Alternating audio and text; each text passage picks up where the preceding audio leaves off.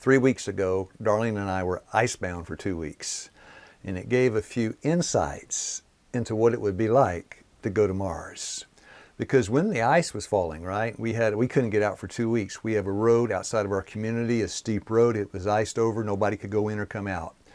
You know, when we had the ice storm, Darlene and I, we were quite comfortable. I'm getting some circulation this morning. I've got my maul out here splitting some firewood. We expanded our garden, cut down a lot of trees. Of course, we heat with wood in the winter. And so I'm splitting it up, getting it to the firewood shed, and pretty soon we'll be enjoying the fruit of our labor. I think Henry Ford is the one that said, when you heat with wood, you get warm twice. When you cut it up, and then when you burn it in the house. We were cooking on a wood stove that kept the house warm. We took some outside walks, still got some fresh air and sunshine. There was an abundance of homegrown food. It was a nice, cozy 2 weeks together in the cabin. There's a whole lot of difference between an ice storm in Tennessee and life on Mars. You know, Mars missions, they're talking about long-term isolation. At best, you won't see your family or friends for 3 or more years. Seems like that'd be kind of close quarters. I don't know that I could handle that much time with other people for years. And to be in a place, a land, with a lot of isolation, no family, no friends, that's a tough environment. It's the big exchange. You exchange the blue planet that's full of life for the dead planet we call Mars. And once you get there, I don't think there's oxygen up there. And I don't know what the weather's like, but it's not going to be like it is here. I mean, we have sun and rain, and I can get outside and it feels good. I don't think it'd be like that. So, no, I don't want to go to Mars. I want to stay here and garden. I just want a little garden, and let all those other people that want to go to Mars get that seat. You know, you can't hide the fact that it's a high-risk endeavor. You got the rocket ride, you got radiation, you got limited resources. There are all kinds of challenges and problems to be overcome. Is that broccoli? That's broccoli. I think this is the best looking broccoli that we've ever grown. We have a lot of broccoli this year, and the heads are getting very big. Yeah, I was surprised. It's a birthday present for me. Birthday? Who had a birthday? I had a birthday last week. How old are you? And I turned 71. 71. Praise God. And I think my health is better than it's ever been. I was thinking back that I don't even wear glasses to read in anymore. Yeah. My eyes are better than they used to be. Of course, everything can change tomorrow, I don't know, yeah. But I just thank the Lord today for the health message, for good health. I can still walk and run 3 miles in the morning and work in the garden all day. It's a great blessing. I think part of the secret is grinding corn. Okay, this is a lot easier this time because we grind the corn several times, and this is the second grinding. And every time it gets a little bit easier as it gets finer. So what we're aiming for is some cornmeal and some grits. So the grits are coarser and the cornmeal's fine, so we'll sift it at the end after maybe one more grinding. I just keep tightening this up so it gets finer and finer each time.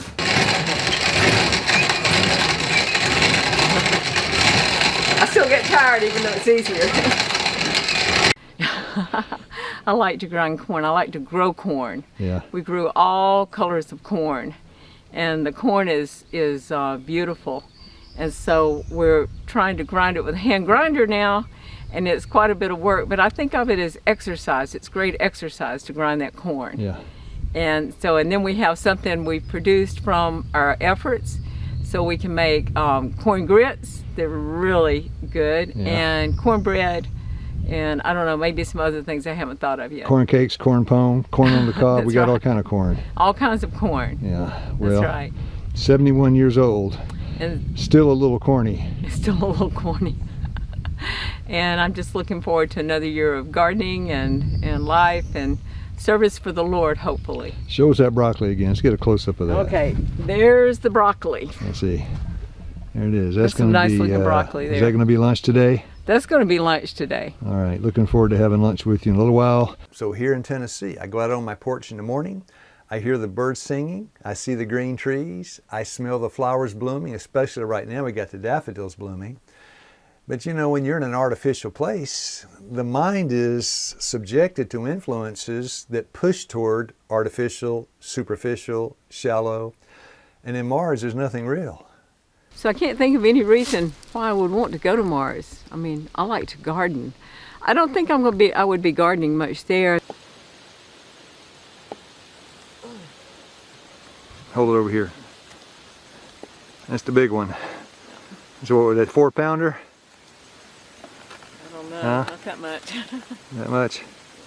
I got friends in the local jail. Down there in Waynesboro, I go Friday nights, spend 2 hours with my good friends. The meetings have been going for 6 months. I've gotten close to many men in that jail. And we talk about the brain, neurophysiology. Now, they told me there is one long, narrow window in their cell block.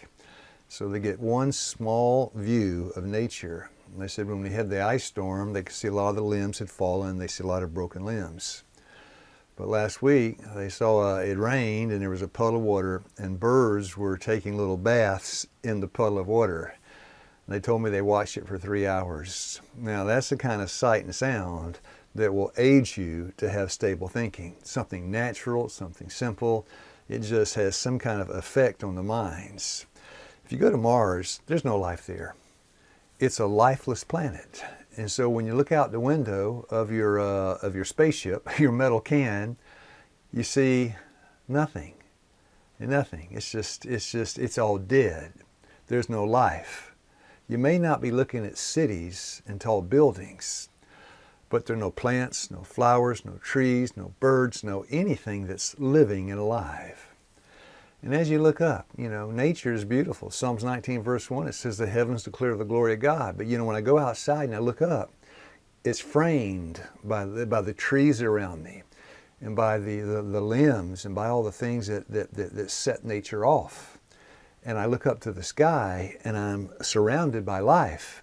And the sky begins to speak. Psalms 19 verse 2, day unto day uttereth speech. The sky speaks of God's goodness, His grace, His power, His order, but it speaks. But remember, I'm in a setting that is filled with life. And there's no life on Mars. If you sit there and look up at the stars on Mars, it's still a blessing. But it's not quite the same as being on the blue earth and absorbing all the surrounding sights and sounds. Darlene's cutting up some garlic out of the garden. It's kind of small. She'll add it to the dead nettle, and then we're going to have this for lunch. Maybe add an onion or two in. This is really going to be good. Simple things, fresh right out of the garden. It's going to be a feast at lunchtime. As I think back on my military days, you know, one of the difficult times was mealtime. Because we were fed, I was in the infantry, out in the field a lot, we were fed these green cans called sea rations. They were old as the hills, they must have had a lot of preservatives in there, and the food just wasn't very good. Now today, I guess going to Mars, you may get freeze-dried food. I mean, it has less preservatives, but it's still not very appetizing. You know, you got to just put a little hole in it, inject some hot water into it, and kind of eat it with a spoon in a weightless environment. Years of rehydrated food would be very tiresome. You don't have the variety. You don't have the choices that you have on planet Earth. This morning I had some good tomato soup. You know, I had some a banana pudding. It was really good too. I have these foods that you can't get them in a rehydrated plastic bag. Food's going to be a challenge on Mars. I'll tell you one reason, because you can't garden. The average surface temperature on Mars is 80 degrees below 0 Fahrenheit. It's a thin atmosphere, it can't hold heat, it's high radiation levels, the soil is dry, very salty, very toxic, it lacks organic matter. In order to grow food, you've got to refurbish the soil, you got to have a pressurized, heated greenhouse. It's very, very challenging. There are no walks in nature there, unless you're in a pressurized, heated spacesuit. But those could fail, and if they fail, you die. The scenery is lifeless dust. I don't know. I kind of like gravity. I like my feet being on the ground. And, you know, I think about the natural remedies. You know, I love gardening, and that gives you so many natural remedies with exercise and sunshine and fresh air, all the things that God's given us. I don't think the natural remedies would be there. How could you stay well? I don't know. I don't think that would be a good trip for me. Maybe for somebody, people look forward. I mean, I think seeing things out there would be interesting, but I think I'd rather just see the pictures that they send back so that I can be here on earth with my feet on the ground.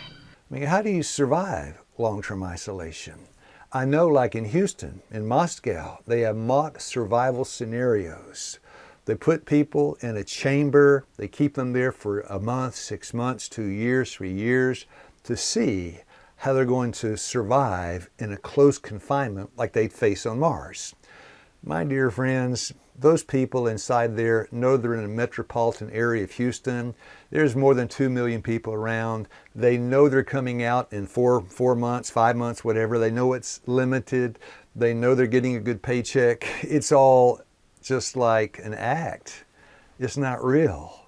And what you see in that kind of confinement is not what you're going to see when people launch out from Mars. It's a completely different reality.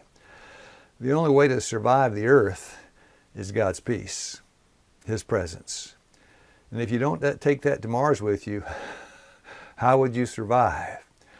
So I guess if they bound me up, forced me to go to Mars, I'd be praying every day, say, Lord, have mercy on me and help me.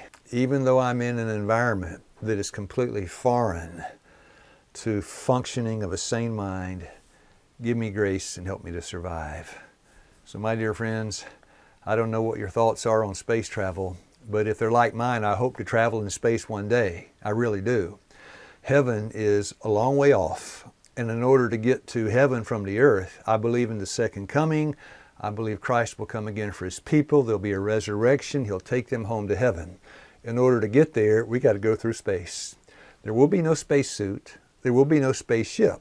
There will be no oxygen tanks. I don't know exactly how food's going to work, but if we're hungry, we'll be fed and it won't be out of a plastic container, rehydrated 10-year-old food. It's going to be a good experience and a good trip. The best part of all is fellowship with the Savior, friends, and family. This is not isolation. This is fellowship. And dear friends, we do not want to miss it. So may God help us have a heavenly mindset as we live and work and wait for the Lord to come and take us to a better land. God bless you, my friends. You have a nice day. And I don't know, I don't want to talk about going to Mars again. That is just totally unappealing to me.